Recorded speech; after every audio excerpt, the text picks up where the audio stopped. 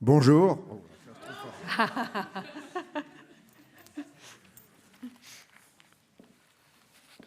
Bien, dans le cadre des rentrées littéraires, je trouve que c'est un délice de pouvoir s'occuper des petits champions de la lecture. C'est nos futurs lecteurs de romans et d'essais, et on a intérêt à bien les soigner. Voilà, donc je voudrais juste vous présenter rapidement cette 11e édition des petits champions. Remercier les mécènes, j'en ai un en face de moi, que nous apprécions particulièrement, mon cher Étienne. Remercier le ministère de l'Éducation nationale. Remercier, c'est un exercice avec plaisir que je fais, le ministère de la Culture, avec notre nouvelle ministre, le CNL, la SOFIA, le CFC, la Fondation de la Poste, la Fondation Orange, la Fondation du Crédit Mutuel de la Lecture, et la Fondation Cultura. Donc près d'une dizaine de mécènes qui sont surtout très engagés auprès de nos petits champions. Les partenaires, ils sont nombreux, qui vont à la fois de l'organisation à l'administration. Les enseignants aussi, donc qui sont précieux, puisque nous avons pas loin de 4000 enseignants qui nous suivent. Les organisateurs de finales départementales, je crois qu'ils sont là. Les auteurs, c'est l'essentiel. Les éditeurs jeunesse aussi, mes camarades de jeu. Et puis, évidemment, tous les passionnés de lecture à voix haute. Voilà, donc en 2012, ils étaient 15 000. En 2022, ils sont plus de 100 000. Alors vous me direz, bon, il y a les CM1 et les CM2. C'est pour ça que j'ai un espoir que peut-être on dépassera les 100 000 dans les années qui viennent.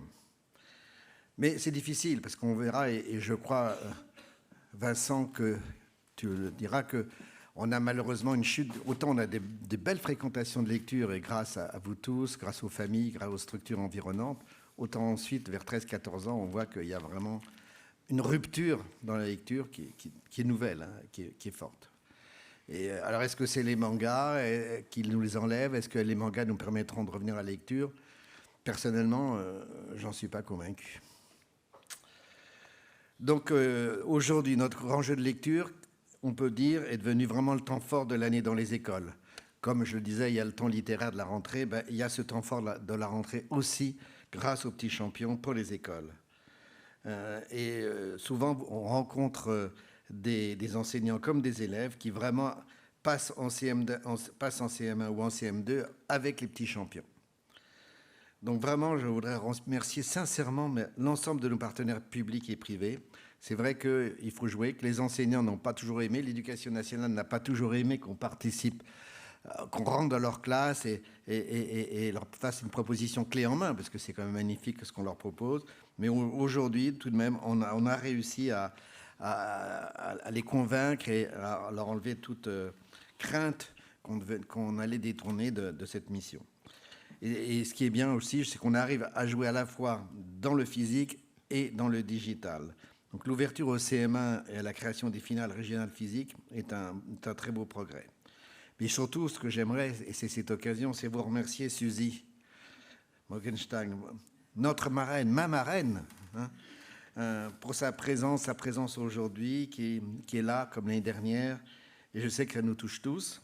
Vous faites gentiment, vous quittez Nice. C'est courageux de venir à Paris. Je crois que Paris-Nice, c'est quand même pas tout près. Et c'est bien donc de pouvoir prendre, je ne sais pas si vous prenez l'avion ou le train. J'ai l'impression que vous devez prendre le train. Ah oui, moi aussi, je prendrai le train comme vous, c'est mieux. Bon, donc merci vraiment, Suzy, d'être là, de nous accompagner pour cette deuxième année. Et de manière active. Et justement, vous allez voir un peu où est notre activité et que si vous êtes mécène, vous avez une bonne raison de continuer à être mécène avec nous, vous allez voir. Donc merci aussi à la Comédie Française, c'était important pour nous qu'on donne un sens à ce partenariat. La salle Richelieu, qui s'est transformée, accueillera notre prochaine finale, ils nous l'ont dit, le mercredi, notez-le bien s'il vous plaît, le mercredi 28 juin 2023 à 14h. Et puis aussi, j'aimerais dire un petit mot à Elisabeth. Elisabeth, notre lauréate 2022, qui, pour moi, représente vraiment... Oui, elle est par là. Ah ben elle est là, je la cherchais, parce qu'on s'est vu là tout à l'heure. Bon, vous représentez vraiment par l'esprit des petits champions. Les petits champions, c'est pas du tout dans la sélection, c'est pas du tout dans je suis meilleur que vous. Au contraire, le petit champion porte sa classe et la classe porte la championne, en l'occurrence. C'est-à-dire qu'il y a une sorte d'empathie, une sorte de mouvement généreux de découvrir ce qu'est une lecture. C'est pas simplement voilà, un exercice scolaire, c'est pas non plus un amusement, c'est autre chose. On est dans un autre rayon où on est tout un groupe qui va choisir ce texte et qui le porte un peu plus loin et qui échange justement par rapport à ce texte. Donc c'est à la fois une communication et une joie d'être ensemble. Et c'est pour ça aussi que on a créé peut-être on reviendra là-dessus, 3 points importants au cours depuis l'année dernière. On a créé une relation individuelle avec les 4000 enseignements. C'est-à-dire que vous êtes enseignant, vous le savez, donc vous pouvez nous joindre par mail ou par téléphone. Et l'on vous répondra. Hein, c'est pas comme l'administration. On vous répondra vraiment. Non, c'est pas du jeu. On vous répondra. Pour justement expliquer les nouvelles règles, comment ça se passe, est-ce qu'il y a un problème particulier. On a fait aussi, le mot est magnifique, des vidéos tutoriels. Tutoriels, c'est-à-dire qu'on donne des conseils. On en a déjà donné une dizaine. On a déjà fait une dizaine de ces vidéos. Un conseil pour lire à voix haute, qu'est-ce que signifie lire à voix haute, quels sont les pièges, qu'est-ce qu'il faut éviter. Et cette année, on a une vidéo qui est lancée par Bertrand Perrier, l'avocat, justement, qui nous parle encore toujours de sa propre expérience de la lecture à haute voix. On met en place aussi de ces vidéos territoriales, on propose des fiches pédagogiques. Et enfin, ce qui est assez important, c'est qu'on a créé, et c'est voilà pour même les maisons d'édition qui sont là, je sais que la mienne y participe un petit peu, un guide de la sélection des petits champions par un comité indépendant, aujourd'hui qui propose 32 titres, faits par les libraires, les enseignants, et puis les bibliothécaires essentiellement. Voilà, cette sélection des petits champions nous a été réclamée, et je veux dire que c'est important, parce que ça veut dire qu'on a dépassé aujourd'hui le simple cercle du concours, mais au contraire, pouvoir toute l'année nourrir ce champ de la lecture avec ce guide. Alors voilà, je pense qu'à ce niveau-là, nous sommes dans une belle maturité. On a encore beaucoup de choses à faire. Et donc, je vous remercie de continuer à aimer nos petits champions. J'espère qu'on découvrira beaucoup d'autres Elisabeth. Elisabeth qui a eu une jolie phrase qu'on avait lue dans le journal quand tu avais fait une interview, où tu avais dit, à l'issue juste avant de passer le concours à la Comédie Française, tu avais dit que quelle que soit l'issue pour toi de cette grande fête, tu seras contente que tu sois 14e ou première, ça sera pareil. Tu auras joué pleinement le jeu. Ben voilà, c'est vraiment ça, c'est l'esprit dont je parlais. Et encore une fois, je voudrais qu'on t'applaudisse pour justement cette mentalité que tu as, ce bel esprit. Voilà, je laisse la place à Vincent Montagne, président du syndicat de l'édition.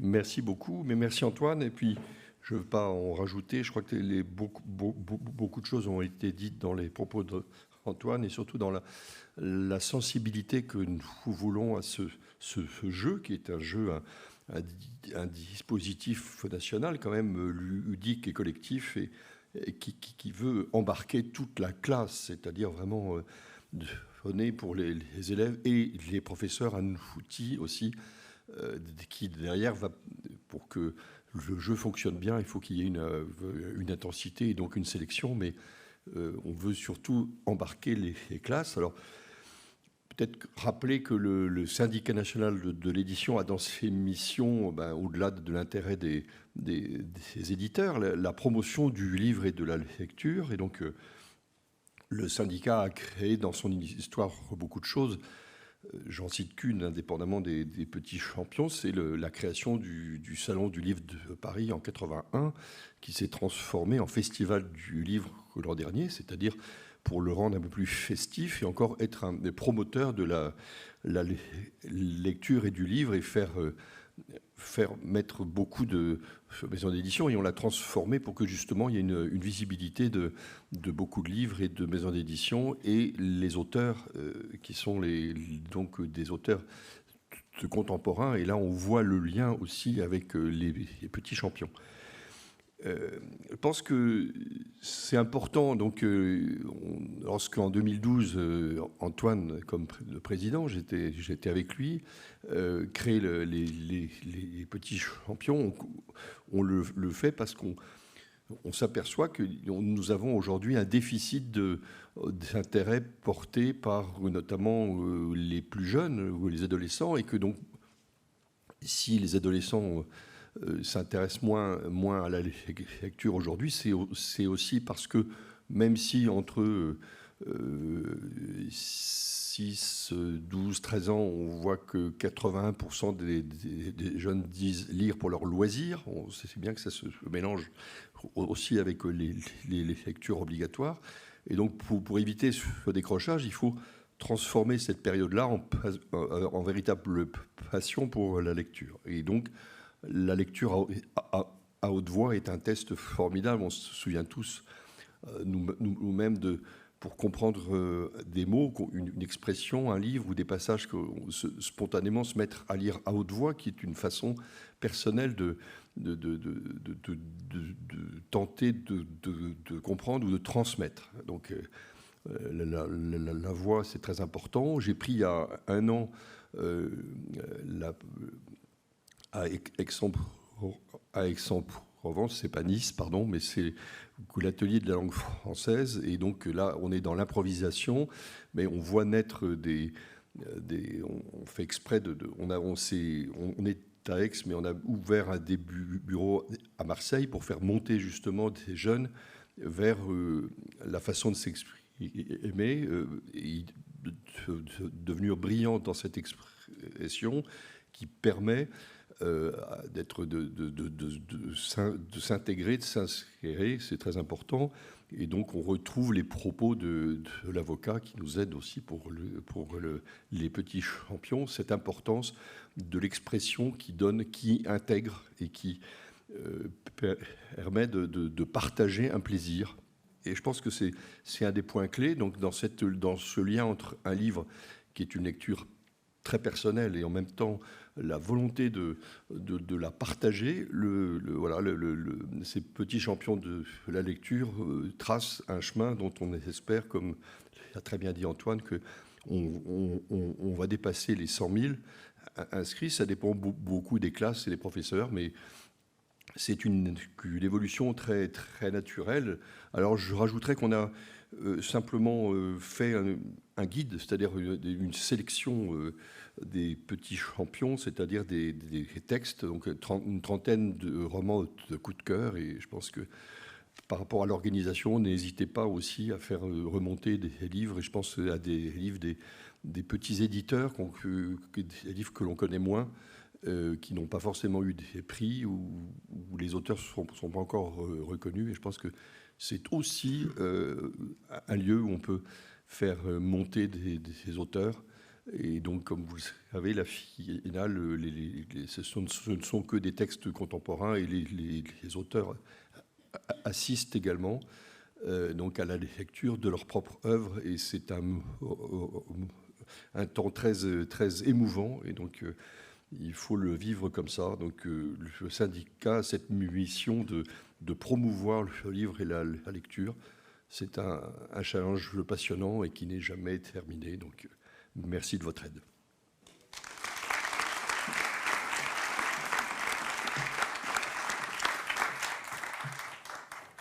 Alors, bonjour à toutes et à tous. Je vais pousser ça pour le démarrer. Merci beaucoup à Olivier Chaudençon et à toute l'équipe de la Maison de la Poésie qui nous accueille ici pour la 2e année. Laura et moi allons vous présenter quelques chiffres bilan de la 10e édition, anniversaire, et puis les grandes nouveautés qui vont jalonner la 11e édition.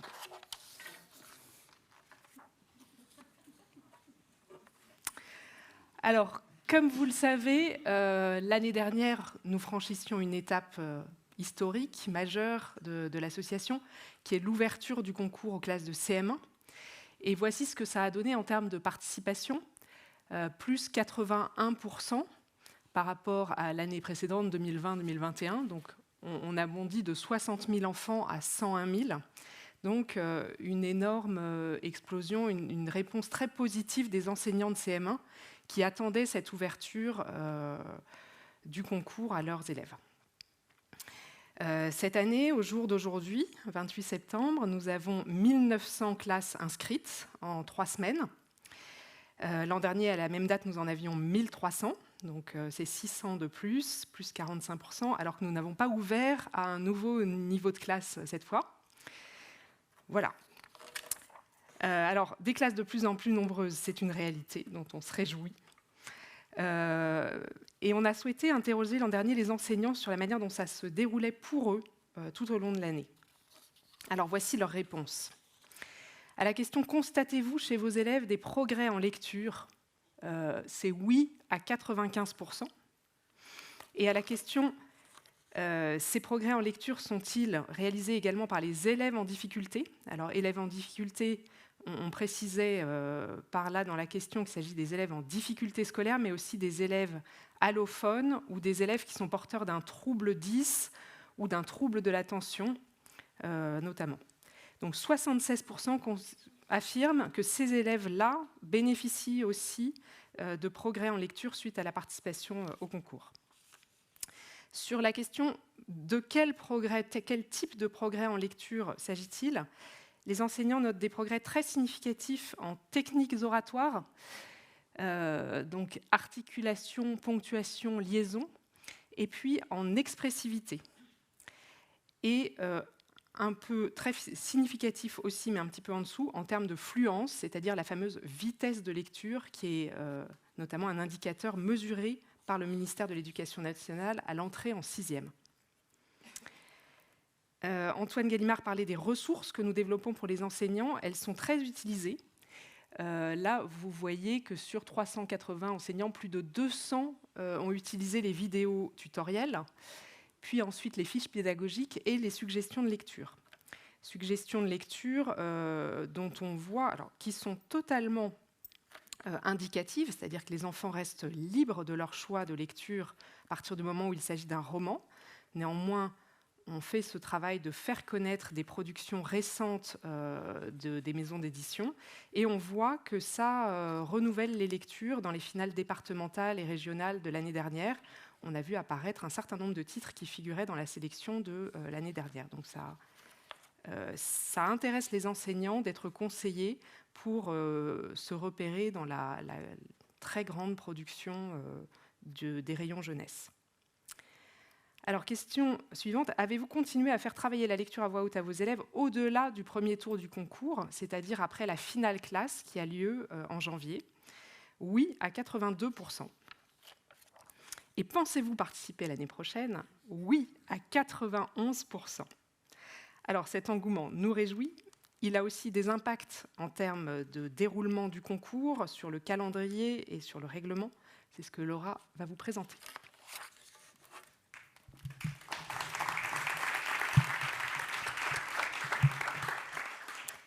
Donc, comme vous le savez, le jeu s'organise historiquement en 4 étapes. Et je vous invite à prendre connaissance du calendrier pour chacune de ces étapes. Et je vais vous présenter les différents ajustements qu'on a mis en place pour cette 11e édition. Au niveau de la première étape, qui se déroule depuis le 7 septembre et dont les inscriptions seront clôturées le 16 décembre, nous avons, comme vous le disait Magali, déjà près de 1900 classes inscrites après 3 semaines d'ouverture des inscriptions. Et durant cette période, les enseignants, les médiateurs du livre, sont autonomes, mais évidemment guidés par nos soins dans la mise en route du jeu auprès des élèves, notamment à l'aide des ressources pédagogiques dont Magali vous parlera plus en détail dans un instant.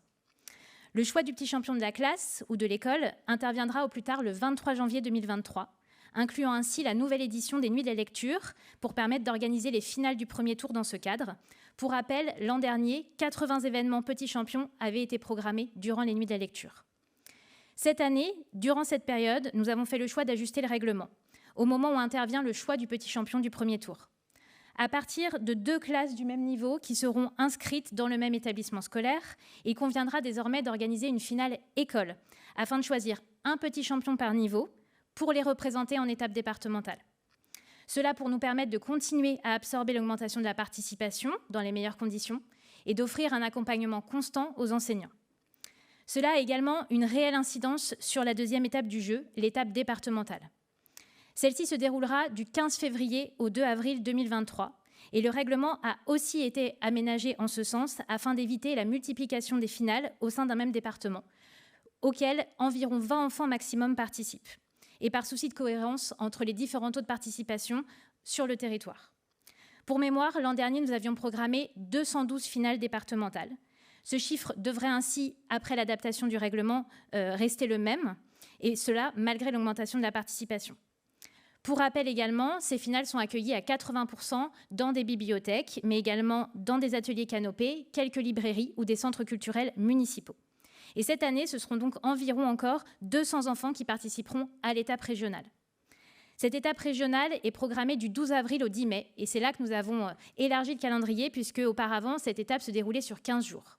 Afin de nous permettre d'offrir un format présentiel pour certaines des régions, nous avons élargi ce temps à 1 mois et donc aménagé le calendrier en ce sens. Pour mémoire, 7 finales régionales ont été accueillies dans de grands théâtres ou de grandes médiathèques de région l'an dernier.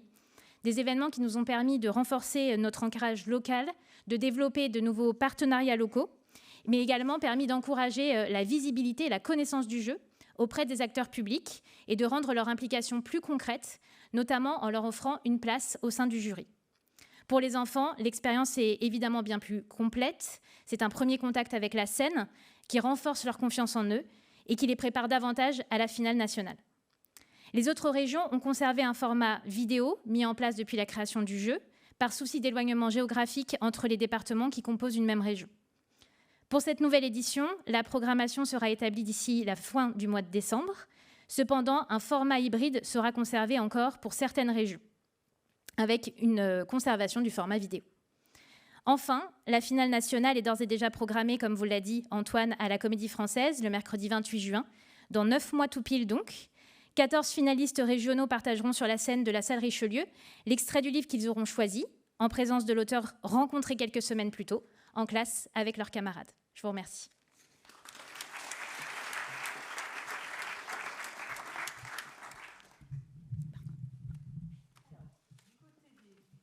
Vidéo, on l'a déjà annoncé cette année, une nouvelle série par Bertrand Perrier, avocat et spécialiste de l'art oratoire, auteur du livre « La parole est un sport de combat ». Cette série, dans laquelle l'avocat s'adresse directement aux enfants, a pour vocation d'être diffusée dans les classes par les enseignants aux élèves. Elle est organisée en 3 pastilles, la technique, la posture et l'expressivité, qui correspondent aux 3 grands critères d'évaluation de nos jurys lors des finales. C'est le 3e épisode sur l'expressivité que nous allons visionner tout de suite.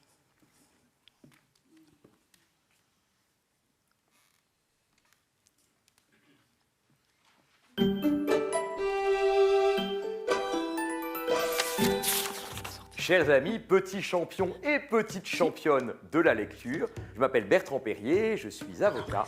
Voici mes tutos de lecture à voix haute. Dans ce 3e épisode, on va parler de l'expressivité de la lecture à voix haute. Avant de lire votre passage, je voudrais que vous vous posiez 3 questions. 1. Quel est le décor ? 2. Quelle est l'histoire ? 3. Quelle est l'émotion ?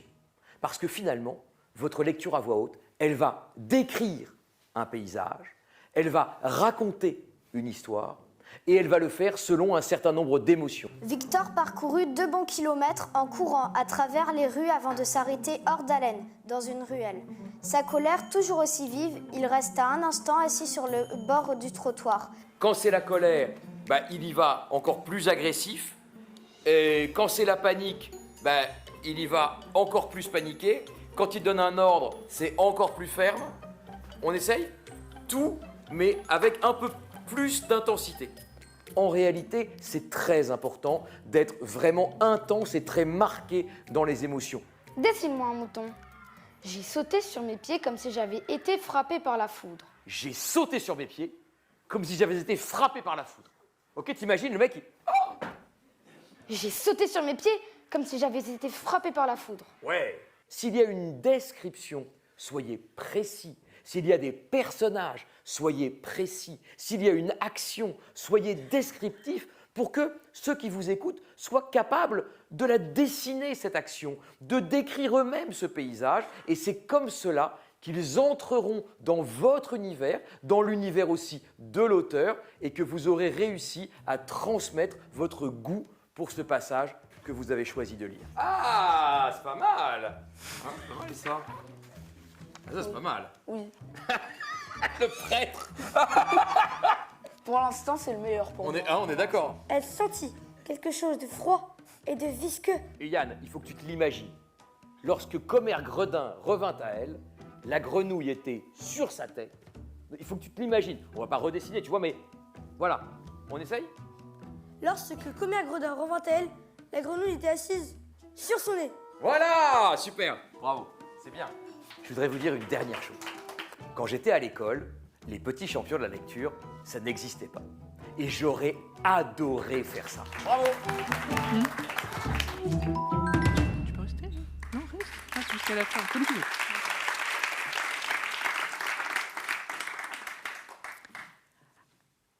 Alors, la sélection des petits champions, vous l'aurez, on vous la remettra à la sortie.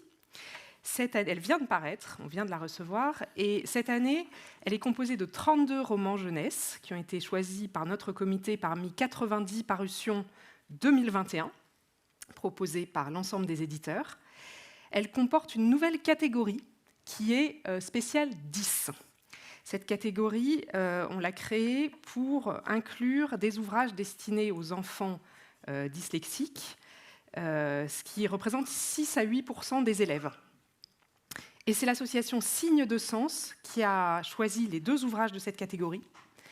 Vous allez en voir un s'afficher tout de suite. Voilà, j'ai fait disparaître la maîtresse.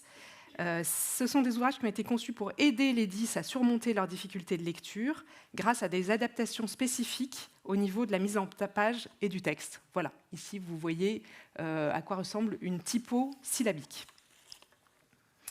C'est un livre édité aux éditions La Poule qui pond. Avant de passer à la suite, je voudrais dire que l'année prochaine, dans 1 an, nous ouvrirons le concours aux établissements français à l'étranger. C'est quelque chose que nous avons en projet depuis plusieurs années, mais voilà, ce sera vraiment le cas. Nous avons à chaque rentrée beaucoup de demandes, et donc c'est inscrit dans nos projets pour dans 1 an. Et j'ai maintenant le plaisir de passer le micro à Jérôme Attal et à Nathaël Mion. Nathaël Mion, directeur scientifique du think tank Vers le haut, nous fait le grand honneur de venir nous présenter en exclusivité les résultats d'une étude, la lecture b.a.-ba de la relation, étude qui sera diffusée en novembre 2022. Mais avant cela, et en guise d'introduction, Jérôme Attal va nous lire un des nombreux témoignages recueillis par Vers le haut dans le cadre de cette étude, le texte de Marie-Joseph Rançon, orthophoniste. Tu voulais te mettre devant ou non, là, finalement. Comme tu veux. J'ai une telle pression après le tuto sur l'expressivité de Bertrand. Plus le regard d'Elisabeth. Sois indulgente, Elisabeth, hein, s'il te plaît. Donc, je vais prendre mes lunettes, si vous le permettez, car, comme vous le savez, le temps qui n'a aucun effet sur notre cœur d'enfant, malheureusement, les yeux trinquent assez rapidement. Alors, donc je vais vous lire un texte de Marie-Joseph Rançon, qui nous a délivré un joli texte sur la lecture au fil des temps de la vie. Très tôt, la lecture entre dans notre vie. Au tout premier début, d'abord, on est lu. En profonde affection pour le bébé et en fort désir de lui créer un monde de bien-être, la mère et le père cherchent en permanence à lire son état physique et psychique. Va-t-il bien ou mal? A-t-il faim ou soif? Est-il heureux ou malheureux? Le bébé est investi comme un sujet de lecture. À ce stade, évidemment, les termes lus, lire, lecture ont un sens symbolique. Pour l'adulte, il s'agit de déchiffrer, d'interpréter le comportement du bébé. Pour le bébé, il s'agit de se laisser déchiffrer et interpréter par l'adulte. Tout au long de la petite enfance, l'échange s'affine grâce au langage que l'adulte adresse à l'enfant, non plus seulement pour savoir comment il va, mais aussi pour être son modèle parlant. Et pour, chaque fois que nécessaire, reformuler correctement ce que le petit a tenté à sa façon de formuler. L'enfant est maintenant en écoute active du langage de l'adulte, lecteur attentif du discours qui lui est adressé. Il décortique, repère, répète, en désir de maîtriser la langue des siens, en besoin de devenir lui-même créateur de son propre texte, pour se raconter, se situer, se représenter. Ça, c'est génial, l'idée que le texte permet à l'enfant de se situer et d'acquérir une place aussi dans l'espace. Au gré du quotidien, il puise intensément dans toute parole reçue, dans les jeux avec les mots, rançon délivré par exemple, dans les comptines, reformulant encore et encore pour se rapprocher au plus près de la norme entendue. Dans cette période, l'enfant acquiert les codes du langage oral et de la langue de son entourage. En parallèle, une autre situation de communication prend également toute sa place, la lecture partagée. Portée par la voix familière, supportée par les images d'un livre, cette communication-là est riche d'apports essentiels pour la future acquisition de la lecture. Elle initie l'enfant à la lecture des images. Elle lui transmet un langage très structuré qui lui permet d'élargir son vocabulaire et d'accéder au récit. Elle lui permet de s'identifier à l'adulte en train de lire. Elle lui apporte aussi les pensées d'un autre, l'auteur, pas physiquement présent, mais qui le rejoint néanmoins grâce à la situation triangulaire, adulte, enfant, livre. Moments forts et précieux que ceux où, tout proche, un enfant et son accompagnant privilégié ouvrent un livre, tournent les pages, pointent les images, dénomment personnages et objets, racontent l'histoire, éprouvent et partagent des émotions allant de la surprise à la peur, en passant par le rire ou la tristesse. D'ailleurs, il se sent aussi activement invité à franchir ce pas au sein de ses premières collectivités, dont la maternelle si essentielle pour qu'il s'initie, en compagnie de sa maîtresse bienveillante et de ses pairs, à l'écriture et à la lecture de ses propres créations. Voilà l'enfant prêt pour établir une passerelle entre, d'une part, l'action directe et concrète qu'il avait jusqu'à présent sur les choses, et d'autre part, l'activité indirecte et plus abstraite que constitue la lecture. Sauf que cette fois, pour aller de l'oral à l'écrit, le processus de passage s'avère bien plus complexe. Il s'apparente à un véritable saut entre deux systèmes étrangers, puisque l'enfant va se heurter à un code qui n'existe pas dans son précédent acquis, le code écrit et son arbitraire. Pour accéder à la lecture, l'enfant va obligatoirement devoir s'approprier ce nouveau code très particulier. S'ouvre à lui comme un autre monde, plus officiel, moins facile d'accès, celui de l'apprentissage du fameux B.A.-BA, et de sa suite menant jusqu'à la bonne maîtrise de la lecture. L'enfant se fait chercheur-découvreur. Dans le monde plus social de cette période-là, la lecture apparaît cette fois comme activité singulière au sein de la collectivité. Le livre, transitant par l'obligation du déchiffrement et de l'accès au sens, devient un objet à découvrir. Pour autant, l'aventure de la lecture ne s'arrête pas au terme du CP-CE1. Le plus souvent pour chacun, en fonction de l'expérience auparavant accumulée et de son propre rythme, elle se poursuit bien au-delà. Pour savoir lire bien, vraiment bien, il faut parfois longtemps, souvent plusieurs années, voire même toute la vie. Sauf que désormais, l'horizon s'est de toute façon élargi. Le livre, plus encore aujourd'hui à partir de ses multiples supports possibles, est maintenant devenu objet de relation au monde et à la culture. Voilà ce joli texte de Marie-Laure Rançon.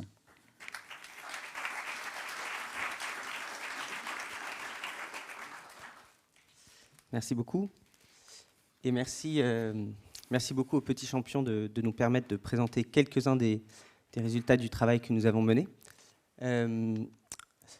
Alors, peut-être qu'il faut justifier la raison pour laquelle on fait une nouvelle étude sur la lecture. Comme vous le savez, il y a beaucoup de travaux qui existent déjà à ce sujet.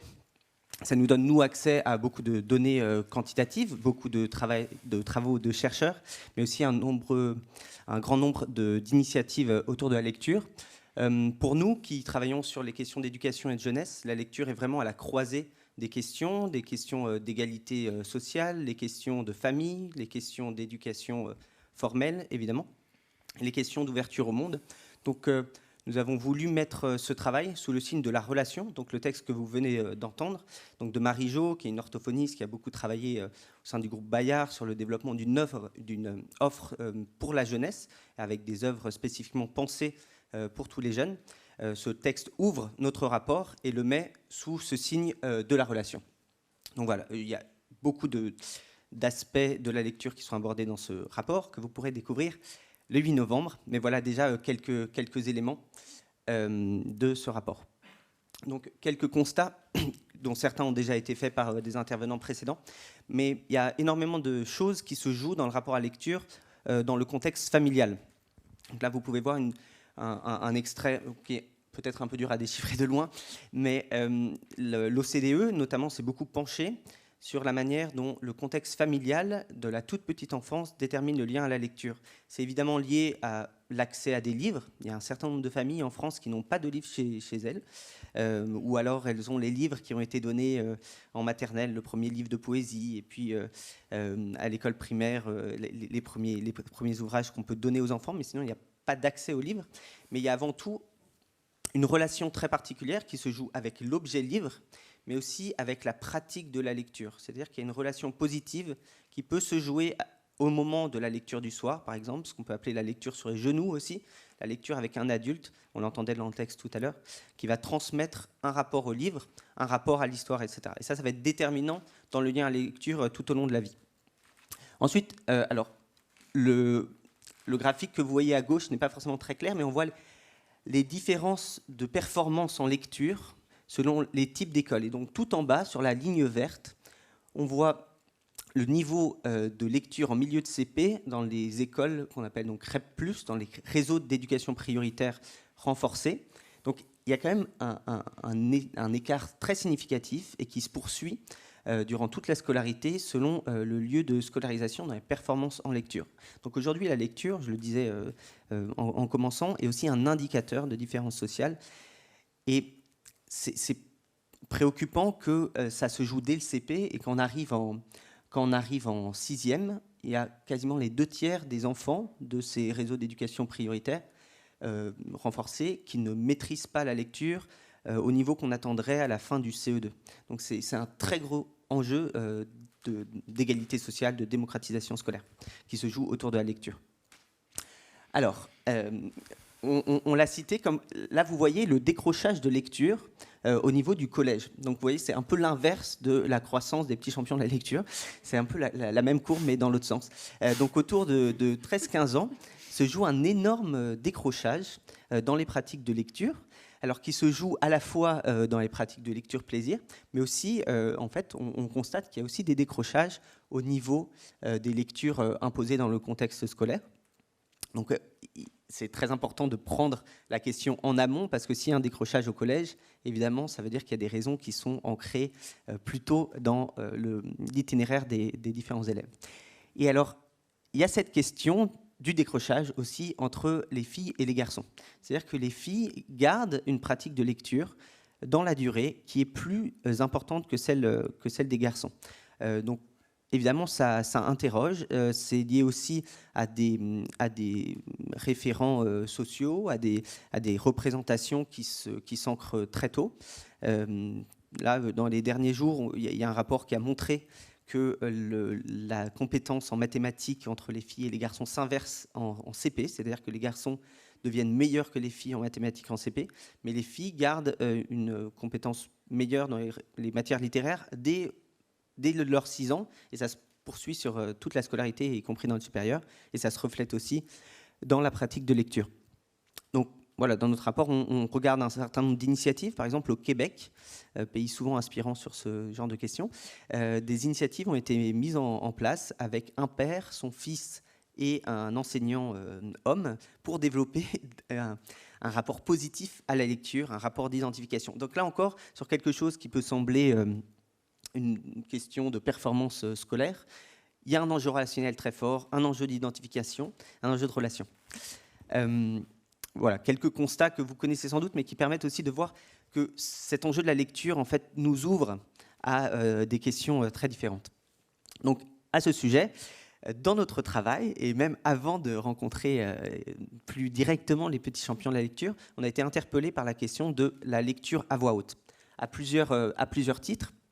Déjà parce qu'il y a des représentations autour de la lecture qui se reflètent sur la question de la lecture à voix haute. C'est-à-dire que on parlait tout à l'heure du moment où on essaye de lire à voix haute pour mieux comprendre un mot, mais globalement, on a l'impression que l'apprentissage scolaire de la lecture doit permettre de lire silencieusement et seul. Or, on sait que historiquement, ça n'a pas été le cas. Enfin, il y a un épisode célèbre, si on peut dire, de Augustin, le docteur de l'Église, qui a découvert que son maître Ambroise lisait dans sa tête. Et pour lui, ça a été un choc de penser qu'on pouvait ne pas lire à voix haute. Et l'histoire de la lecture est avant tout une lecture à voix haute, une lecture partagée. Et on a inversé ce rapport dans la lecture scolaire. Donc il y a cette représentation qu'il faut sans doute réussir à casser. D'autre part, on considère que lire à voix haute, c'est ancré dans le temps de l'enfant. C'est-à-dire que là, on parlait de... moi-même, je parlais de cette importance de lire dans les premières années de l'enfant. Et scolairement, on apprend en lisant à voix haute, en classe, on peut lire un texte à voix haute. Mais en revanche, après, on arrête ce genre de pratique. Or, un certain nombre d'enseignants à qui nous avons parlé, vous avez peut-être vu, étant donné que ce genre de sujet vous intéresse, une vidéo qui a pas mal tourné sur Internet d'une jeune femme qui est écrivain, Clémentine Beauvais, et qui s'est retrouvée à lire à voix haute à des collégiens. Et elle témoigne de l'attention extrême de ses élèves au moment où elle leur lit à voix haute. Et on a parlé à d'autres enseignants, y compris dans le supérieur, qui ont lu des histoires à voix haute à des élèves qui parfois avaient 18, 19, 20 ans et qui ont été saisis par la manière dont ils entraient dans l'histoire et aussi par le fait que pour beaucoup, c'était une expérience qu'ils n'avaient pas vécue en fait. Pour certains, dans le contexte familial, ils n'ont pas vécu ça, aussi pour des raisons que nous abordons dans notre étude, d'origine, c'est-à-dire qu'il y a un certain nombre d'enfants qui ont grandi dans des familles allophones et qui n'ont pas eu la chance d'avoir une transmission des histoires parce qu'il y a une honte de ne pas parler le français à la maison. Et donc au lieu de développer un imaginaire, de développer une grammaire riche dans la langue d'origine, en fait, il y a une peur, et donc il n'y a ni une transmission de qualité, on va dire, en français, ni un enrichissement de la relation, de l'imaginaire et aussi de la langue par le fait de lire à voix haute. Et donc il y a un certain nombre d'enfants qui arrivent très tard, sans qu'on leur ait lu des histoires, et parfois l'effet est saisissant. Et puis après, il y a cette idée donc de faire lire à tout âge aux élèves. Alors, quelques atouts de la lecture à voix haute qui, je pense, pour vous qui suivez les petits champions de la lecture, sont une évidence, mais qui pour nous ont été assez frappants. Donc déjà, c'est créer des liens. C'est vrai que, comme je le disais, on a cet imaginaire de la lecture comme une activité solitaire. Quand on lit à voix haute, on partage une histoire. Et on partage une histoire, on fait vivre quelque chose à d'autres. Améliorer la compréhension, ben voilà, au niveau des mots, mais même pour entrer dans l'histoire, pour faire vivre l'histoire, on le voyait dans le tutoriel, c'est important aussi de pouvoir exprimer son émotion à travers cela. Donc développer les compétences psychosociales, comme vous le savez, on essaye beaucoup en ce moment dans le contexte scolaire et au-delà de développer la prise de parole, mais aussi le fait de pouvoir se présenter devant d'autres, monter sur scène, et ça, même devant sa classe ou même à son bureau, c'est extrêmement important, non seulement pour donc des compétences scolaires, mais aussi pour développer la confiance en soi, la confiance dans les autres aussi, pour développer la capacité à échanger, etc. Donc ça, c'est extrêmement important. Dépasser la peur du livre. Alors ça, c'est vraiment quelque chose qui nous a frappé dans notre étude, c'est qu'il y a une peur de l'objet livre. Quand on a la chance d'avoir grandi avec énormément de livres autour de soi, notamment, encore une fois, dans le contexte familial ou dans un contexte culturel autour du livre, ça semble un objet qui peut être rassurant.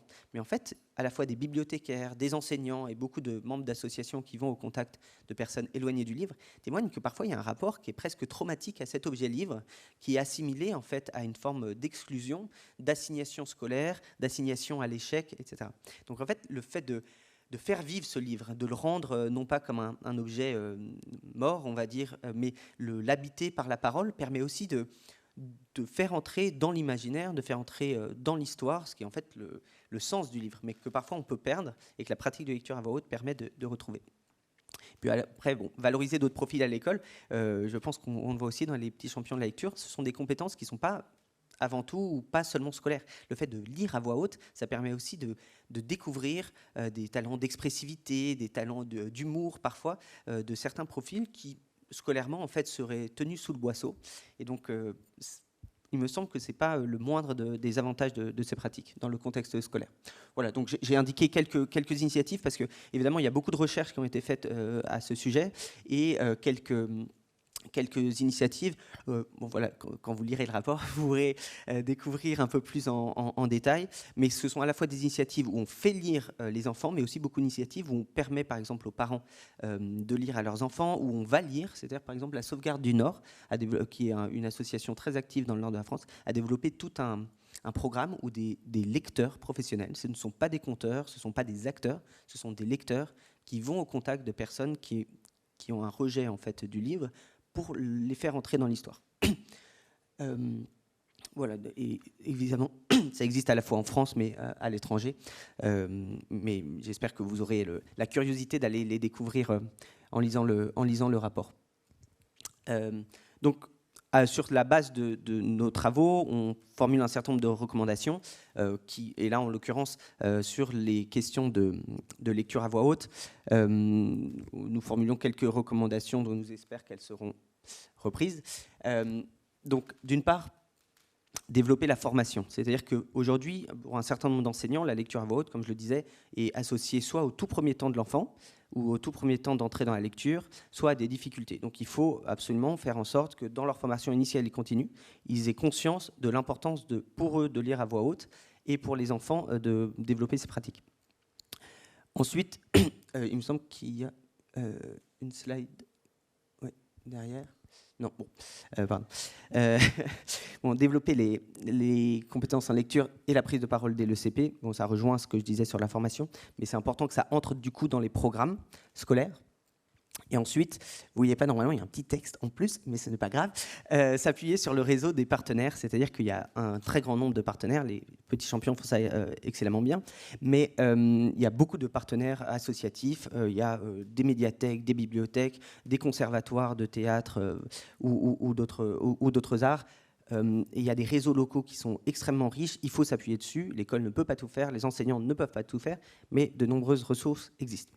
Donc, pour terminer cette rapide introduction à nos travaux, je voulais finir donc sur ce mot de conclusion, émerveillement. Émerveillement, pourquoi ? Parce que, évidemment, l'école, vous le savez, l'école française a des difficultés qui se traduisent en particulier dans les compétences en lecture, mais il y a une profusion d'acteurs qui existent, que ce soit pour aller à la rencontre des enfants socialement éloignés de la lecture, pour aller à la rencontre des parents allophones, pour aller à la rencontre des enfants dyslexiques, pour aller dans les classes, pour aller dans le périscolaire, pour développer un grand nombre de pratiques. Donc vraiment, il y a une profusion extraordinaire, une inventivité autour de la lecture qui nous a profondément touchés et qui se joue beaucoup autour du lien. Donc en fait, autour de cette lecture, autour des différentes pratiques de lecture, se joue cet enjeu relationnel qui est évidemment important pour les personnes, pour les groupes, je pense pour la société tout entière. Donc voilà, je vous invite à découvrir ce rapport qui est gratuit, qui sera mis en ligne à sa parution le 8 novembre, et à découvrir tout cet environnement extraordinaire autour de la lecture. Merci beaucoup.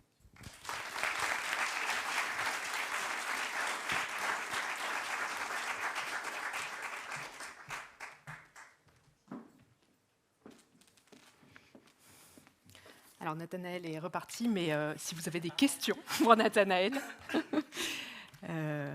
n'hésitez pas. Question ? Non, je suis revenu, donc... Pas de questions ? C'était parfaitement clair. Merci beaucoup, Nathanaël. Bon, voilà. Du coup, on peut avancer. Hop. Alors, vous le savez, nos partenaires sont nombreux et tous indispensables à notre fonctionnement. Deux d'entre eux vont venir sur scène. On va faire un coup de projecteur aujourd'hui sur deux actions très nouvelles et exceptionnelles cette année de la part de deux de nos partenaires. Et avant cela, en bilan d'autres actions très spécifiques de l'année dernière, je voudrais mentionner le soutien du Centre national du livre qui nous a permis de réaliser 7 de nos finales régionales au format physique pour la première fois. Et puis, suite au soutien apporté par la Fondation Cultura, l'engouement des magasins Cultura pour notre concours. 3 d'entre eux ont accueilli des finales départementales au sein de leur magasin. Ça a été le cas en Bretagne, à Saint-Grégoire, à Aubière, dans le Puy-de-Dôme, et à Neuville-en-Ferrin, dans le Nord. Nous avons également, avec notre partenaire Lily, créé au sein de l'appli audio Lily à l'école des ateliers lecture à voix haute, petit champion de la lecture Lily, proposés aux enseignants. Et on est très heureux de tous ces projets qui, au-delà de simples partenariats, d'échanges de visibilité, vont plus loin. Alors, comme je le disais, je vais passer la parole d'abord à Monsieur Plimelin de la Fondation du Crédit Mutuel de la Lecture, et puis ensuite nous écouterons Delphine Solière de Bayard Presse. Ces 2 partenaires ont un grand lien avec notre chère marraine, qui est la marraine d'Antoine, mais aussi la mienne et celle de toute l'équipe des petits champions de la lecture, parce que les projets exceptionnels de cette rentrée que nous lançons d'une part avec la Fondation du Crédit Mutuel pour la lecture et puis avec Bayard Presse sont articulés autour de notre marraine Suzy Morgenstern et de toutes ces idées très créatives que nous avons pu mener à bien en cette rentrée. Alors, avant de parler de ce projet, un peu de suspense, la Fondation du Crédit Mutuel pour la lecture a tourné une nouvelle page début 2022, alors que vous étiez déjà très présent sur ce thème de la lecture, cette promotion de la lecture. On le sait aux Petits Champions parce que vous nous soutenez depuis déjà de nombreuses années. Quel constat vous a poussé à passer à la vitesse supérieure et qu'est-ce que ça change en termes d'action de votre part? Bon, je voudrais d'abord dire qu'aujourd'hui, c'est une fête. Il n'y en a pas tellement en ce moment. Et c'est une fête d'un projet collectif qui a de solides racines, puisqu'on est à la 11e édition, et d'autre part qui s'inscrit dans l'avenir et se projette avec des ambitions. Bon, pour l'instant, 100 000 personnes. Dans quelques années, ce sera 1 million. Donc, quand on aime, on ne compte pas.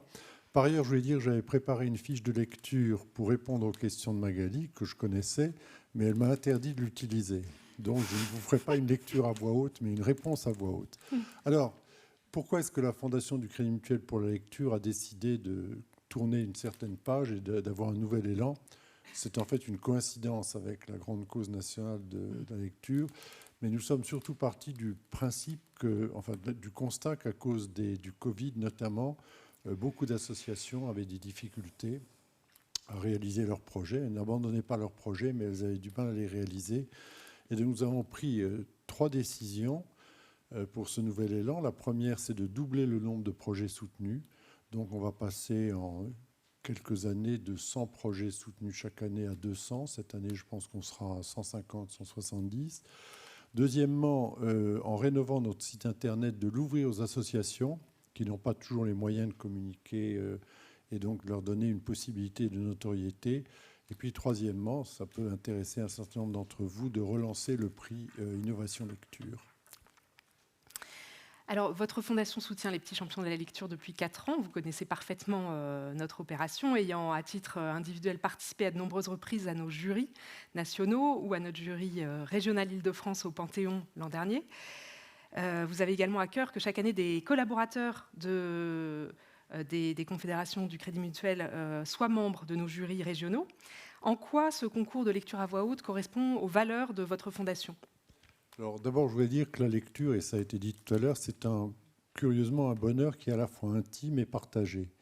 Et donc, il correspond à certains des enjeux de la société actuelle, qui est l'enjeu de l'autonomie, de l'insertion économique et sociale. Et dans ce contexte-là, le concours des Petits Champions de la Lecture répond à ces objectifs de sociaux, justement de liberté, de reconnaissance, de développement personnel. Et la Fondation du Crédit Mutuel pour la Lecture, elle partage d'abord les valeurs du Crédit Mutuel, qui sont des valeurs de liberté, de proximité, de responsabilité, de solidarité, mais au fond qui sont quelque part en phase avec ce que représentent les ambitions des Petits Champions de la Lecture. Et notamment, il y a une dimension très importante, vous y avez fait allusion, qui est la dimension des territoires, c'est-à-dire d'avoir des actions qui ne sont pas simplement fixées dans quelques points, mais qui irriguent les territoires avec l'appui et le partenariat des représentants des fédérations de crédit mutuel dans les régions. Et c'est cette dimension des territoires et de la promotion de la lecture qui correspond à un point commun entre vous et nous. Alors, on va passer à ce fameux projet particulier de cette rentrée. Vous vous associez au concours pour nous permettre d'offrir aux enseignants, aux 4000 premiers enseignants qui inscrivent leur classe cette année, cette affiche, Les 10 raisons d'aimer lire par Suzy Morgenstern.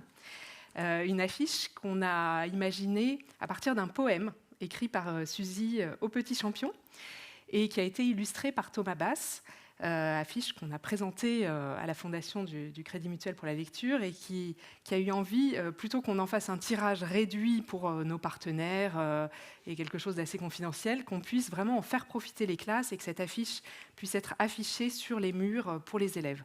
Alors pourquoi ce projet a-t-il retenu votre attention en particulier ? C'est un projet d'abord original et novateur qui renforce les liens finalement entre les petits champions de la lecture et les classes, les enseignants.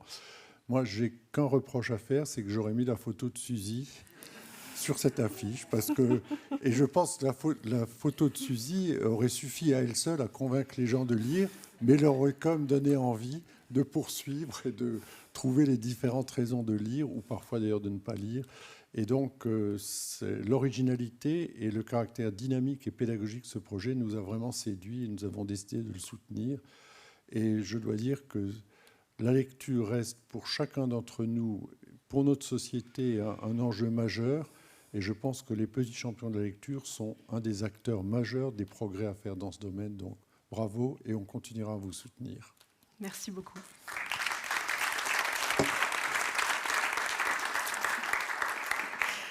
Alors, c'est au tour de Suzy Morgenstern et de Delphine Solière de nous rejoindre. Et pendant ce temps-là, je vous propose de regarder l'interview réalisée par Jem Lirmax. Je crois que j'ai écrit maintenant 164 livres. On peut aller s'asseoir sur la chaise. Je pense que c'est parce que j'étais maman. J'ai toujours écrit. Maintenant, pour la jeunesse, mes enfants m'ont donné beaucoup d'idées. J'étais souvent amenée à lire et puis je trouvais que je ne lisais pas assez bien. Et j'ai fait un stage de lecture à voix haute qui a changé ma vie. En tant que grand-mère, j'ai toujours abonné mes petits-enfants. Les jours où Astrapé arrivait chez mes petits-enfants, c'était un grand jour. Et j'aime ça, que ça arrive jusqu'à chez eux, ils prennent possession. C'est un phénomène formidable, l'abonnement au magazine. Chaque jour, je peaufine ma lecture avec Nipuni et ma grand-mère. Elles me disent que je fais des progrès.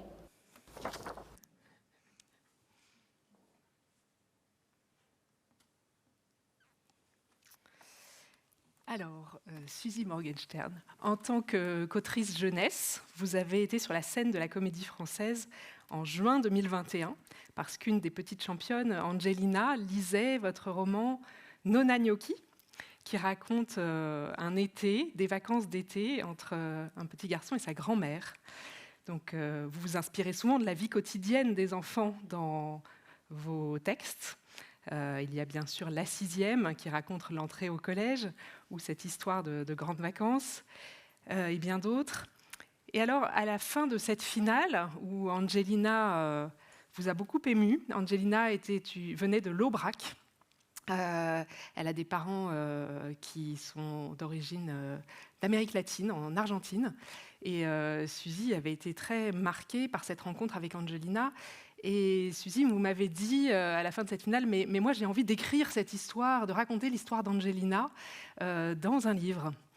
Alors c'est devenu Miss Patalivre, et qui est-elle, cette héroïne de votre nouvelle ?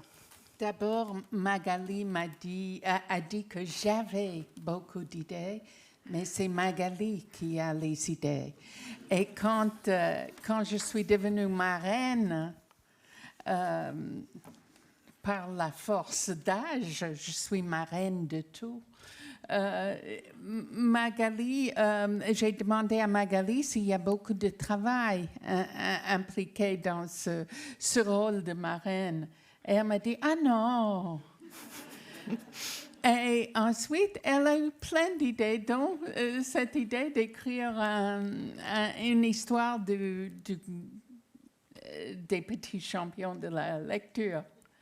Donc, c'est ma patronne. J'exécute. J'aime beaucoup les commandes. Thierry Magnier, qui est là, m'a commandé un livre, j'ai exécuté. Le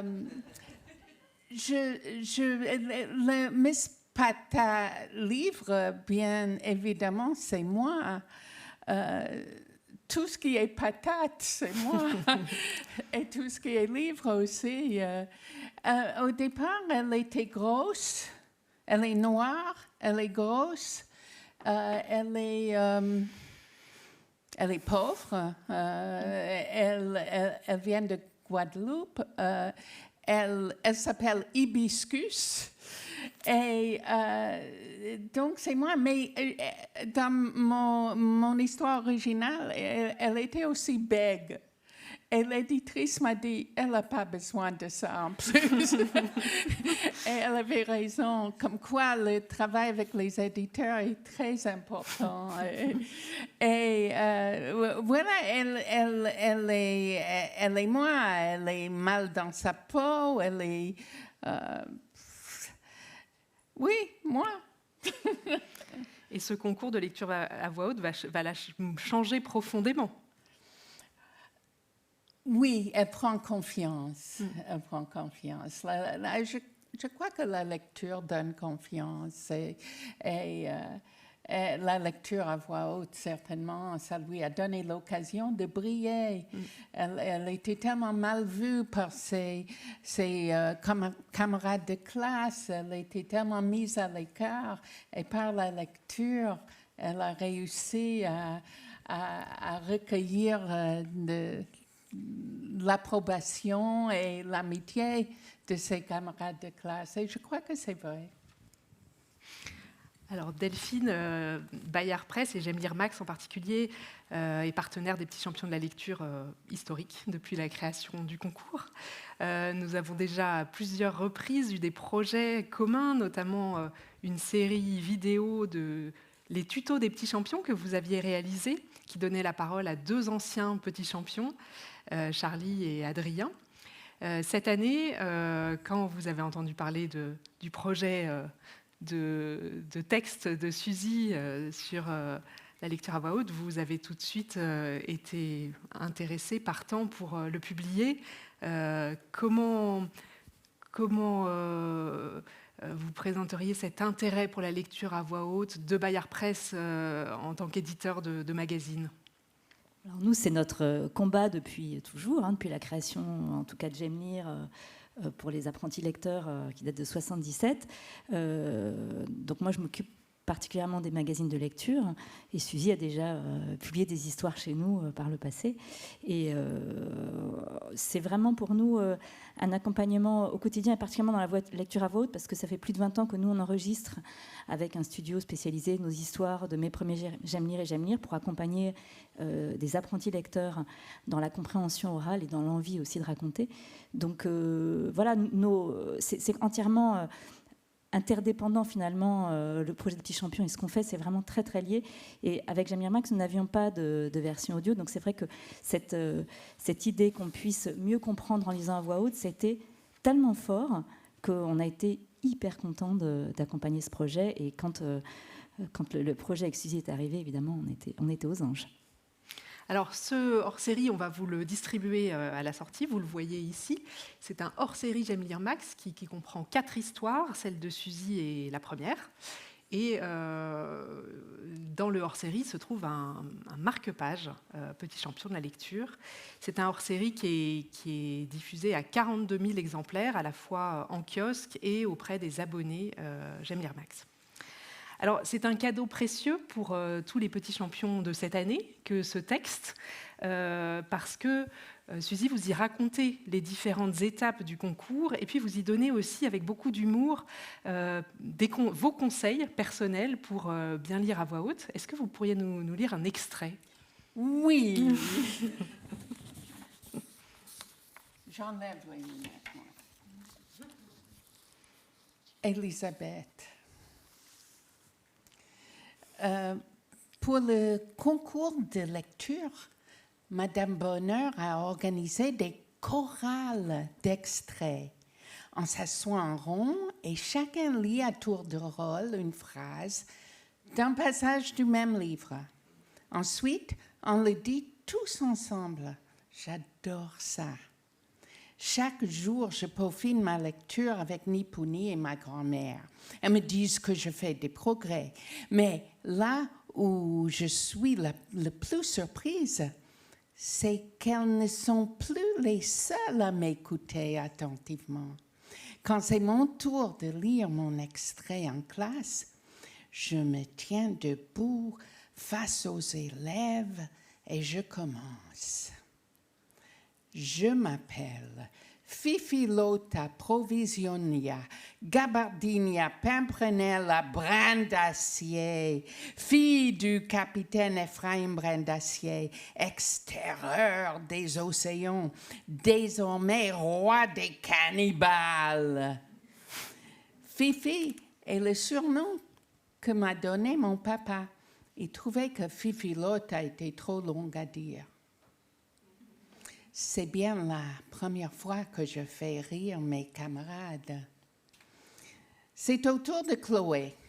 En plus d'être une vraie Miss France, mon ennemie lit bien, même si elle en fait 295 fois trop. Raphaël est le meilleur des garçons.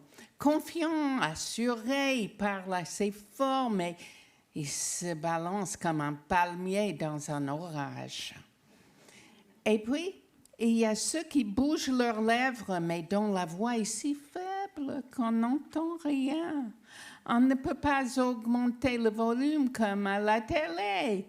Alors, Madame Bonheur nous fait clamer nos extraits dans la cour.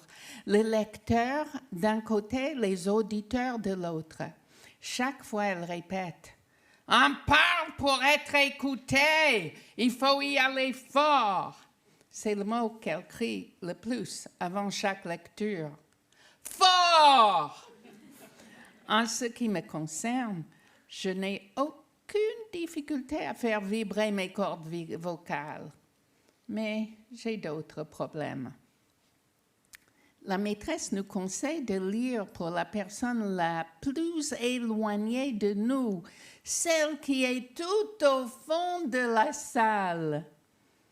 Nipuni est encore plus timide que moi et sa voix est aussi mince qu'elle. Je la pousse à parler plus fort. Si jamais on arrive en finale, on aura un micro, alors pourquoi se faire fatiguer, me demande-t-elle. Le lendemain, je décide de parler de mon idée à Nipuni. Je voudrais me déguiser en Fifi pour la finale de la classe. Mauvaise idée, me répond-elle. Pourquoi? Ça pourrait être drôle, non? On nous demande de lire, pas de jouer comme sur une scène. Tout doit venir de nos voix et de notre lecture, pas des accessoires.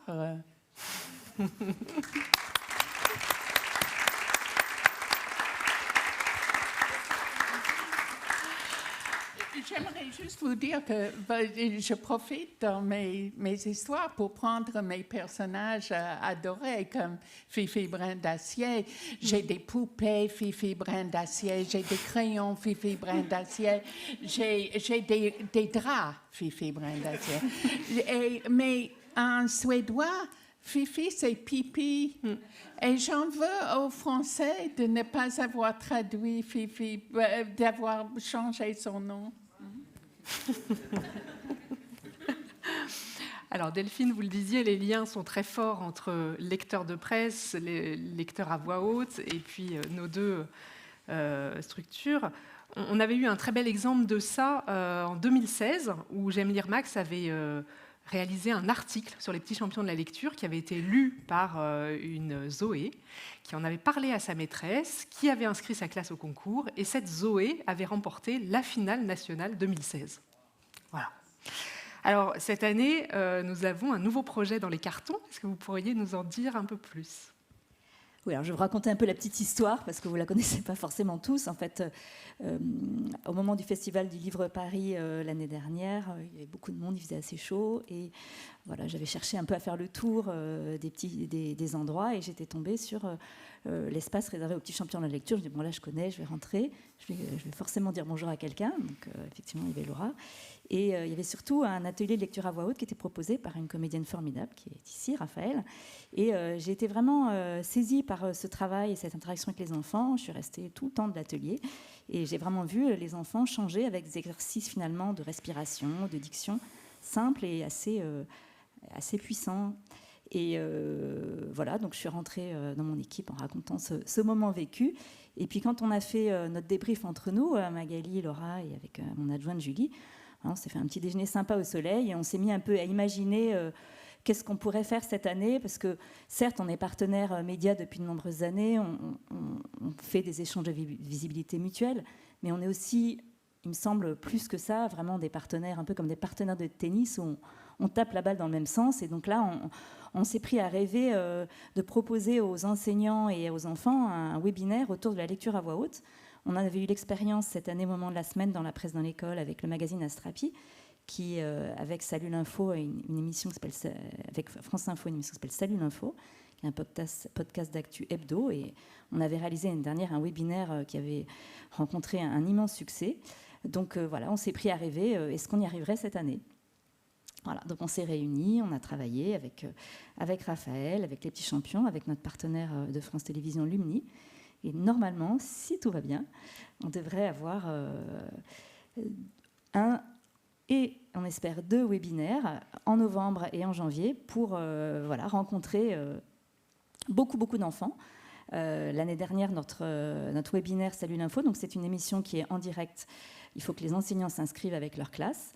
Et après, ils pourront le regarder en replay autant qu'ils veulent, où les journalistes et comédiens s'adressent directement aux enseignants, aux enfants. Donc l'année dernière, on avait touché plus de 50 000 enfants en direct pour ce webinaire. Donc on espère faire au moins, si ce n'est plus, avec notre webinaire autour de la lecture à voix haute.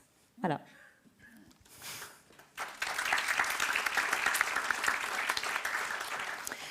Alors, dans Miss Pâte Livre, Hibiscus remporte la finale classe, puis même après la finale départementale et la finale régionale. Et alors, quand elle remporte la finale classe, elle dit « Je suis meilleure que Miss France, je suis Mbappé et Benzema réunis. Désormais, ma classe est une équipe avec 29 entraîneurs. Tout le monde veut m'accompagner à Paris pour la finale. » Donc, ce parallèle entre foot et lecture, est-ce que Suzy, c'est quelque chose qui va faire tellement prendre confiance en eux aux enfants, lire à voix haute, que voilà, ça va leur donner, ils vont se prendre pour Mbappé ou Benzema? Mais ça vient d'une dispute que j'ai avec un de mes copains, mes grands amis auteurs, qui n'aiment pas les petits champions de lecture parce qu'ils n'aiment pas mettre la lecture en concours. Et je lui dis, ben, moi, j'aimerais qu'on lise dans des stades. Pourquoi pas? On se dispute tout le temps sur les petits champions. Mais il n'a pas raison. Oui, ça transforme un peu. Certainement demander à Elisabeth si elle a été transformée par les petits champions de lecture.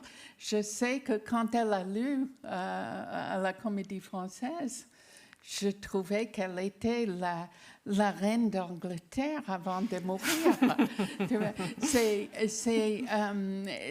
et puis, je suis allée dans le jury en disant que je vais me flinguer si Elisabeth ne gagne pas.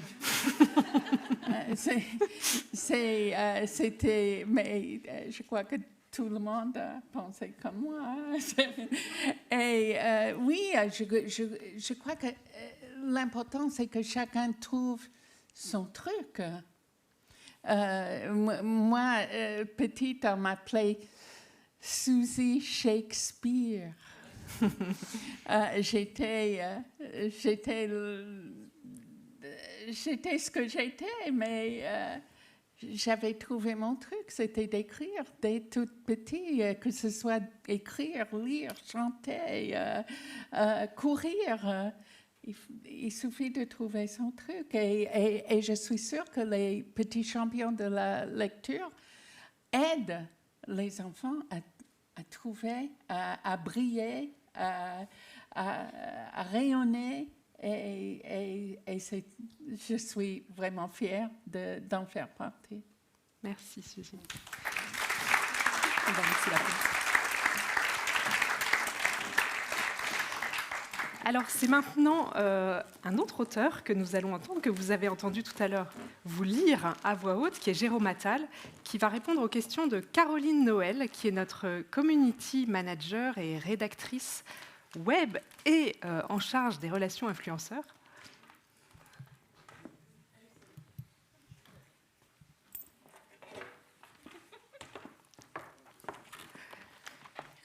Je t'en prie. Bonjour à tous. Je voudrais... Ça marche pas. Oui, pardon. Oui, je voudrais m'excuser. Tout à l'heure, le texte que j'ai lu, c'est Marie-Jo, et je l'ai appelé Marie-Laure. Pardon. C'est rectifié. Okay. Merci. Alors, Jérôme Attal, en préparant cette interview, j'ai lu que vous aviez remporté de nombreux prix, mais que votre plus belle récompense... Des petits prix. Quand même, plusieurs. Okay. Mais que votre plus belle récompense était d'être lu et relu.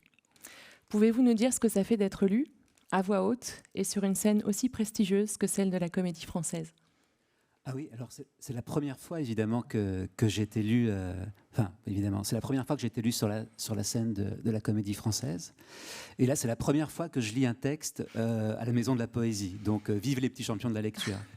Et puis, en plus, devant Suzy, qu'un de mes textes jeunesse, parce que moi, ça fait finalement que 4-5 ans que j'écris de la jeunesse. J'écris plutôt des romans adultes d'habitude, mais en 4-5 ans, j'ai écrit 6-7 livres. Donc, j'espère arriver comme Suzy, mais c'était un bonheur de lire devant Suzy, en tout cas. Et en fait, moi, j'ai toujours l'impression que le livre, une fois qu'il est écrit, le texte, moi, effectivement, la plus belle récompense, c'est quand on m'apporte les livres et qu'il est stabiloté de partout, ou qu'il y a des marque-pages partout, et qu'il y a des phrases qui sont retenues, des passages aimés. Et là, ce qui est génial dans Les Petits Champions de la lecture, c'est que la jeune lectrice ou le jeune lecteur va en plus élire un extrait qui va lui parler, qu'il va avoir envie ou qu'elle va avoir envie d'incarner.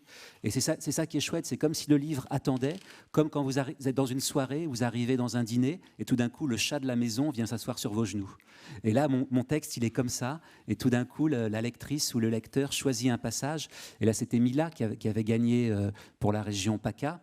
Et elle était très férue d'écologie, donc elle a choisi vraiment un extrait qui parlait de ça. Et on va en parler tout à l'heure, mais quand je suis arrivé dans sa classe, moi j'étais vraiment dans l'idée de chercher avec elle le bon extrait, l'extrait peut-être le plus attractif pour être lu.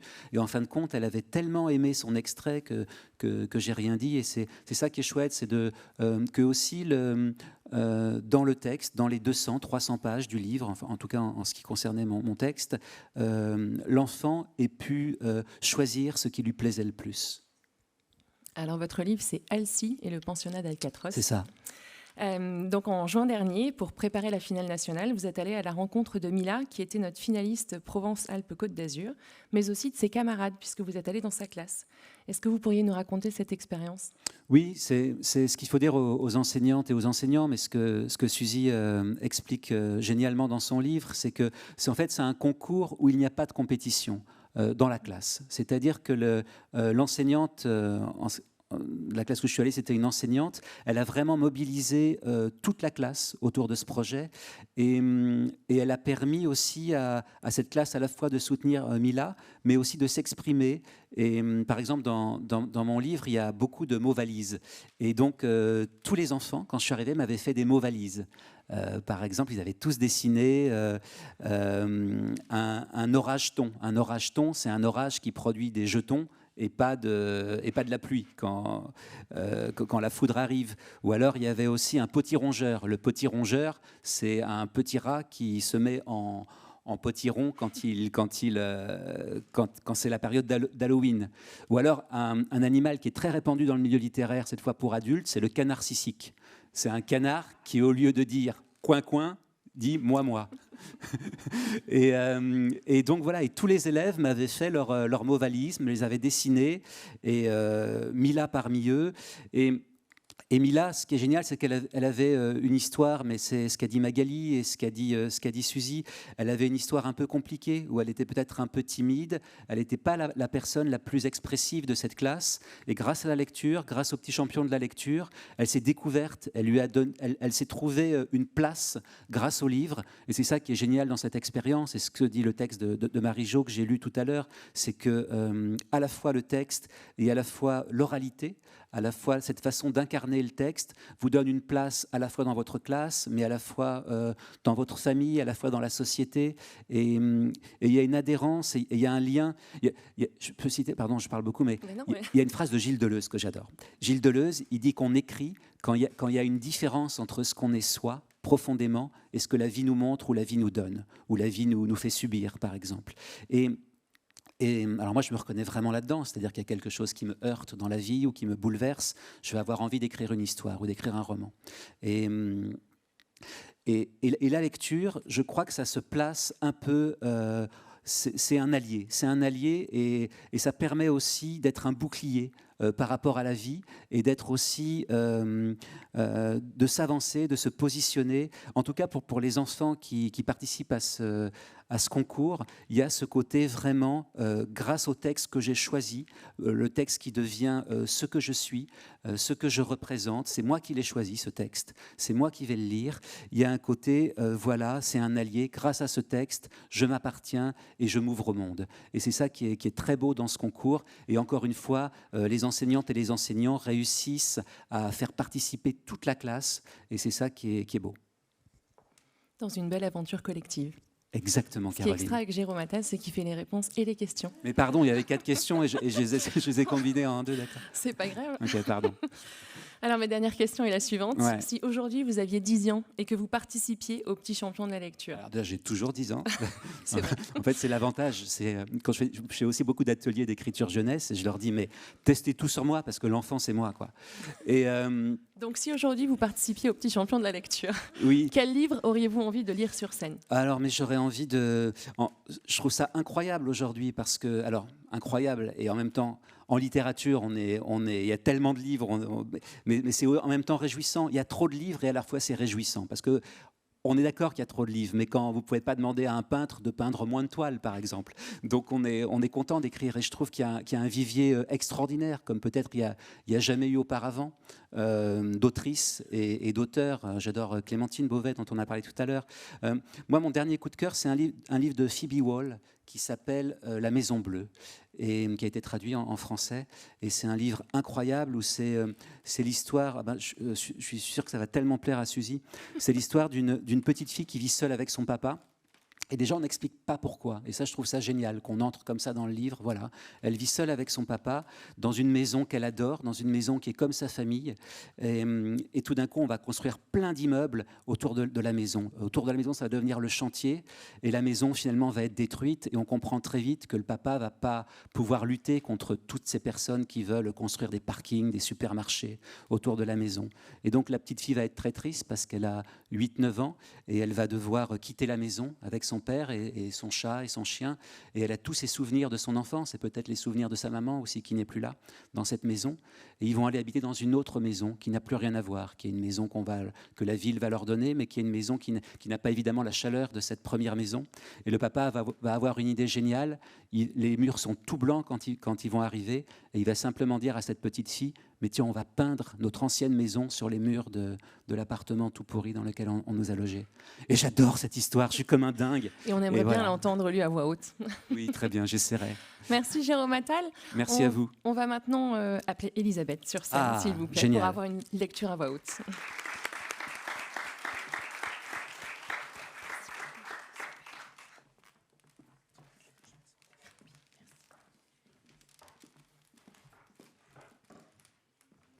Merci beaucoup, Elisabeth, d'être avec nous, d'avoir pu quitter ton collège quelques heures ce matin pour être avec nous.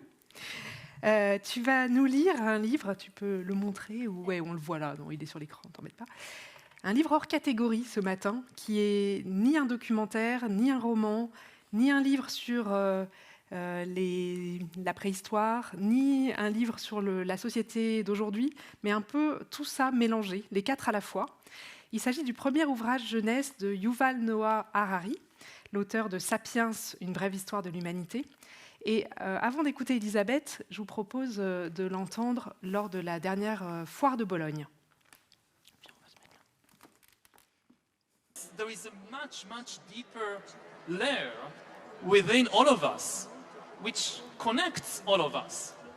And getting to know these stories, or like one of the examples in the book is about being afraid of monsters in the night. I don't think there is a single kid, maybe there is one, but most kids around the world, they are afraid of monsters in the night. Whether they are Jewish or Muslim or Christian or atheist, there are monsters in the night. And this doesn't come from any religion or nation.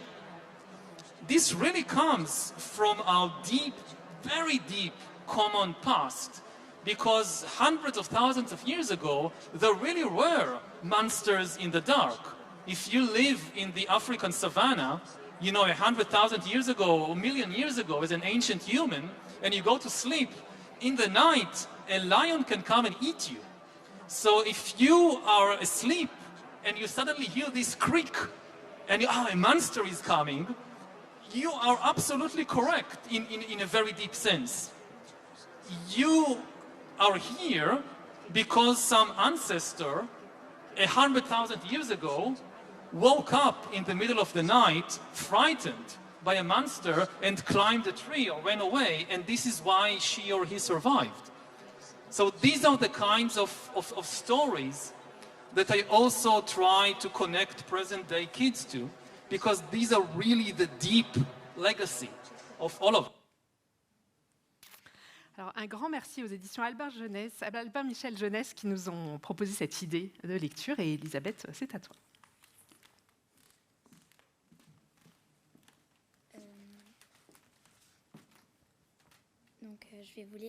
Je vais vous lire un extrait de Nous les Indomptables. C'est les premières pages, c'est le début. Notre histoire commence il y a très longtemps. Il y a des millions d'années, quand les humains étaient encore des animaux comme les autres. Nous n'habitions pas dans des maisons, nous n'allions ni au travail, ni en classe. Nous n'avions pas de voiture, pas d'ordinateur, pas de supermarché. Les êtres humains vivaient dans la nature. Ils grimpaient aux arbres pour cueillir des fruits. Ils reniflaient les sous-bois pour trouver des champignons. Et ils mangeaient des vers de terre, des escargots et des grenouilles. Les autres animaux, les girafes, les zèbres et les babouins par exemple, n'avaient pas peur des humains et n'y faisaient même pas très attention. Personne n'aurait pu imaginer qu'un jour, nous irions sur la Lune, construirions des bombes atomiques ou écririons des livres comme celui que tu es en train de lire. Au départ, les humains ne fabriquaient même pas d'outils. Il leur arrivait d'utiliser des cailloux pour casser des noix, mais ils n'avaient ni arc, ni flèche, ni lance, ni couteau. Les humains étaient des animaux relativement faibles qui détalaient comme des lapins devant les lions et les ours. Aujourd'hui, beaucoup d'enfants ont peur la nuit, parce qu'ils imaginent que des monstres se cachent sous leur lit. C'est en fait un vieux souvenir qui remonte à des millions d'années. À cette époque lointaine, les enfants avaient bien raison de se méfier. Il y avait vraiment des monstres qui risquaient de leur sauter dessus dans le noir. Quand on entendait un bruit, cela pouvait très bien être un lion qui avait un petit creux. Ceux qui se dépêchaient de monter dans l'arbre s'en tiraient. Ceux qui se rendormaient finissaient dans le ventre du lion.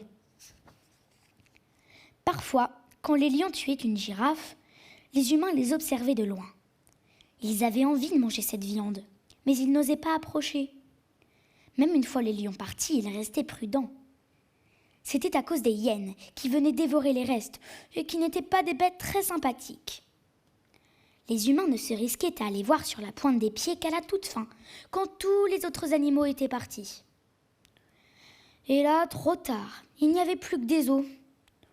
Bon, tant pis, se disait-il, et il partait cueillir des figues.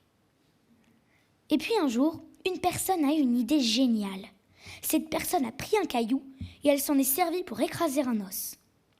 À l'intérieur, elle a trouvé de la moelle. C'est une partie bien tendre dans l'os. Elle en a mangé un peu et elle a trouvé ça délicieux. En la voyant faire, d'autres l'ont imité. Très vite, tout le monde s'est mis à casser des os pour récupérer la moelle. Les humains avaient enfin découvert quelque chose qu'ils étaient les seuls à savoir faire. Les animaux ont tous une spécialité. Les araignées tissent des toiles pour attraper les mouches, les abeilles font du miel et les pivers trouvent des larves dans les troncs d'arbres. Certains animaux ont des talents vraiment surprenants. Les poissons nettoyeurs, par exemple, suivent les requins en attendant qu'ils aient fini de manger. Mettons qu'un requin croque un thon pour son goûter. Quand il a terminé, il ouvre grand sa gueule et tous ces petits poissons nagent à l'intérieur pour récupérer les miettes de thon restées coincées entre ses dents. C'est mieux qu'une brosse à dents et les nettoyeurs ont de quoi se remplir le ventre. Heureusement, les requins les reconnaissent et ne les mangent jamais, par erreur. Voilà donc que les humains de la préhistoire s'étaient découvert une spécialité. Ils savaient récupérer la moelle des os. Oui, mais le plus important, c'était qu'ils avaient appris à se servir d'un caillou pour en faire un outil.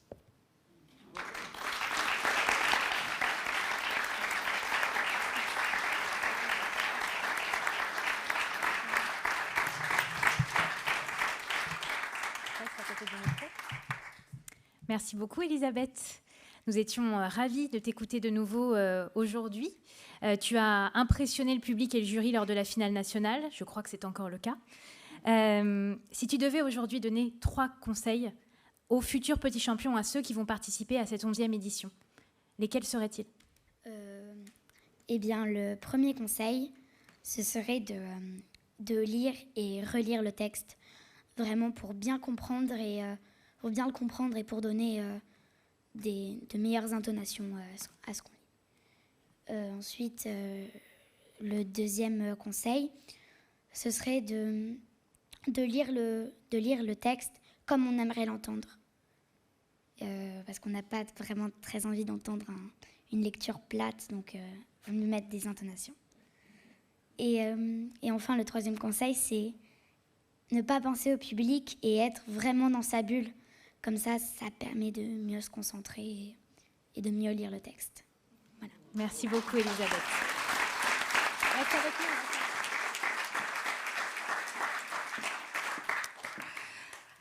C'est terminé. Un grand merci à vous tous pour votre présence ce matin et un grand merci à toute l'équipe des petits champions de la lecture, Laura, Zéphir, Béatrice, Aude, Caroline et Diane.